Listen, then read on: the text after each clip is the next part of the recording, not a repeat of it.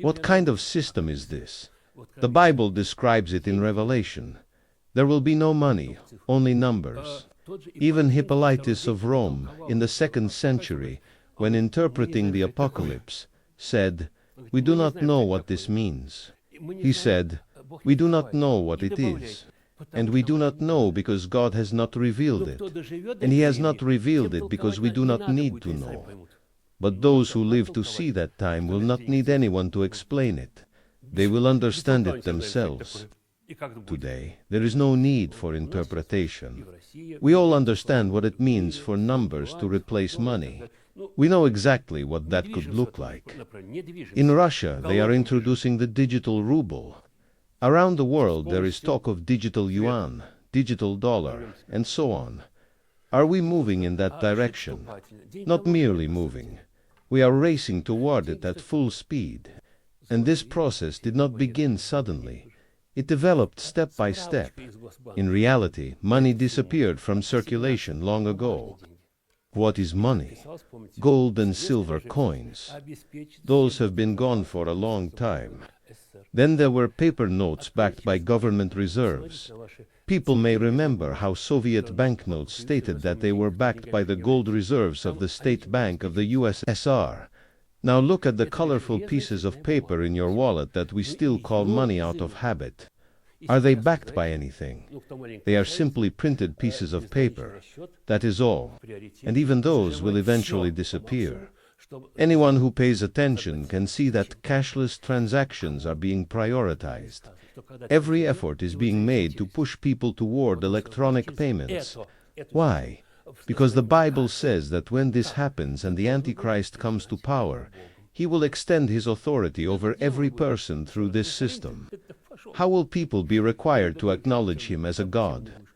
You may say, "I never will." But you will. People already pay utility bills, buy tickets, order taxis, and purchase food without leaving their homes. Thanks to digital technology, all these things can be done remotely. The Bible speaks of numbers that will rule at the end of time. According to this interpretation, there will simply be a digital system for payments and the use of virtual assets. Only those who perform a certain action, perhaps pressing a button or accepting some condition, will be able to use it. The exact mechanism is unknown. But the idea is that a person will be required to acknowledge someone as ruler of the world and as a god. Through that act, people would renounce Christ, give themselves over to the Antichrist, enter the system, and in return gain the ability to buy and sell. Someone might say, "I will not press any button. In fact, I have nothing to press. I do not even have a phone." But that will not matter. The issue is not the button itself. The issue is whether you are inside the system. Suppose you go to buy bread and are told, "Place your hand here so we can scan your number," and you do not have one. Then they tell you, "Leave. We cannot sell you anything." A month passes and you do not pay your utility bills. Then another month passes. People ask, "How can you not pay? You are using the services." Everything will appear democratic and legal. A court will decide that payment must be collected. But according to this scenario, you effectively no longer exist within the system. The court authorizes the sale of your property. The property is sold. Your debts are deducted. The remaining value exists only in digital form. If you want access to it, join the system. But the response is, "I cannot renounce Christ and accept the Antichrist as God." Then the answer becomes, do not join if you do not want to. You still have freedom of choice. You are free to starve. And in Russia's climate, you are free to freeze as well. The argument is that no armies or interrogations will be needed. That belongs to the past. There will be no need for force. The only question will be whether you choose to participate in the payment system. If not, then you are simply excluded. You are left outside while everyone else continues. People will say, "You are holding back human progress." If you accept the system, they will praise you. Good job, keep doing that. Look at what happened during the COVID years. People followed instructions without resistance. The implication is that most people will do the same again. Anyone who refuses will be portrayed as foolish. People will say, "Everyone agrees except you. Why are you resisting? Just disappear and everything will be easier for the rest of us. There will be more resources for everyone else." People will laugh. Those who refuse to join will be called reactionaries, extremists, fanatics, and outsiders. They will be accused of slowing the progress of humanity. That is how society will supposedly view them. When such people emerge hungry and desperate, they will not be met with sympathy.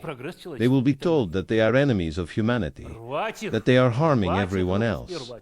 These are the times being described. Someone has to speak about it and tell the truth as it is understood here. And from this comes a conclusion. For many years it seemed impossible. It seemed like something far in the future. But now it appears understandable. Now everyone can imagine how numbers might replace money. Hippolytus of Rome, the great saint, could not understand what that prophecy meant. But now people believe they do understand. Everyone can see how such a system could come into existence. In fact, according to this view, it is not merely possible. It is already happening, and it is accelerating rapidly, growing faster and faster with each passing year. Closer to this inglorious end of humanity than we think, closer than we imagine.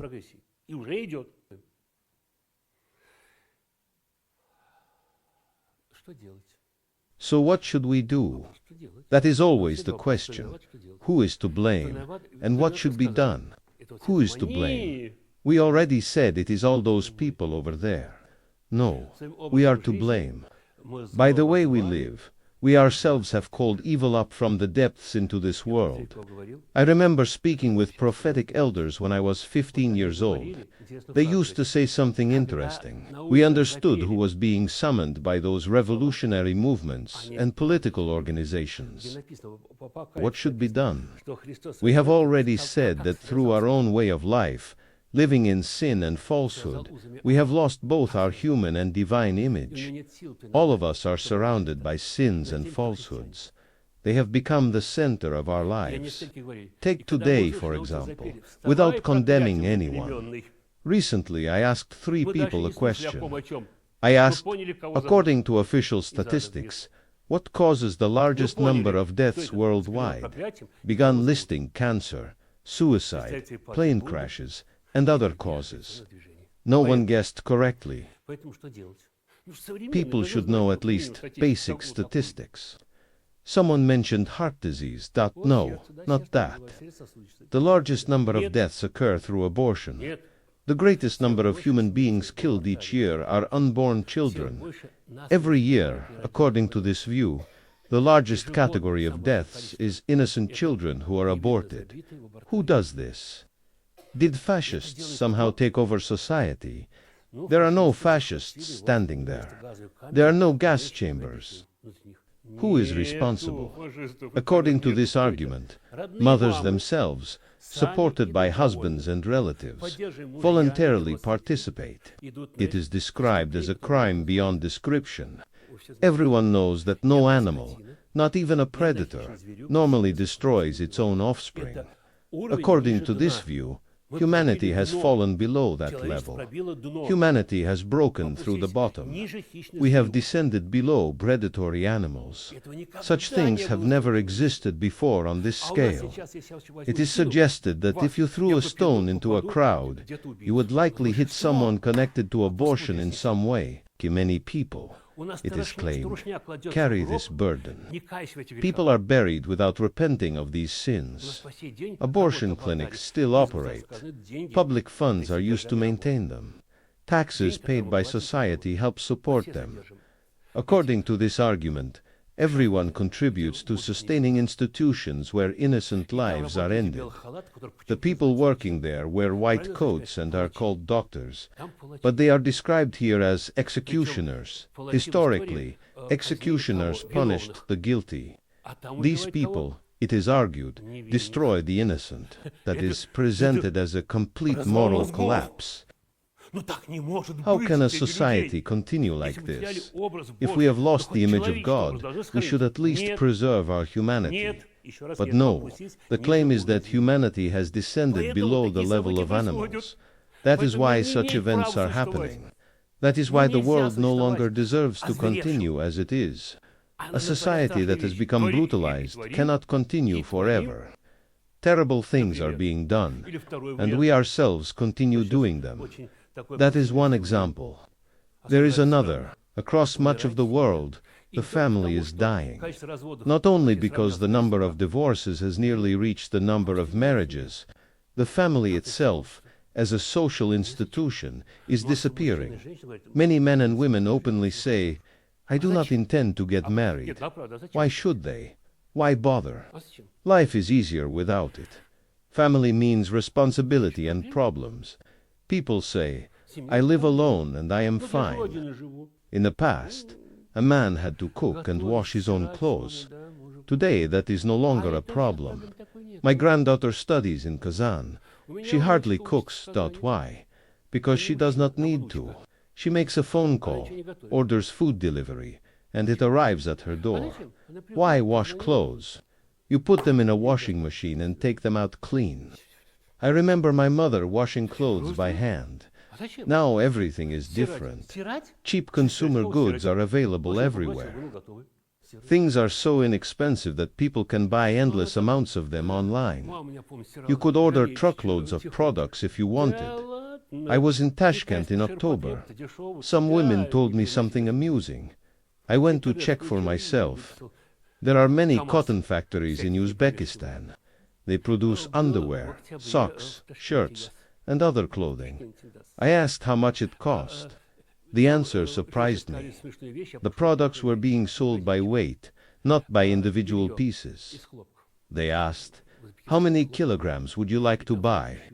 2 kilograms of underwear, 3 kilograms, 15 kilograms of shirts.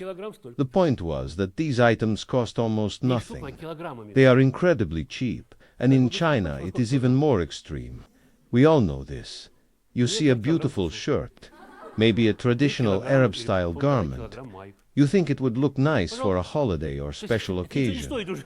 The styles are attractive. Look at these things and think about buying them simply because they are inexpensive and readily available. That is how consumer society works, that everything can be ordered instantly. Everything is available, and so people become accustomed to comfort, convenience, and consumption. That is the observation being made here as the discussion moves toward broader questions about society, morality, and the future.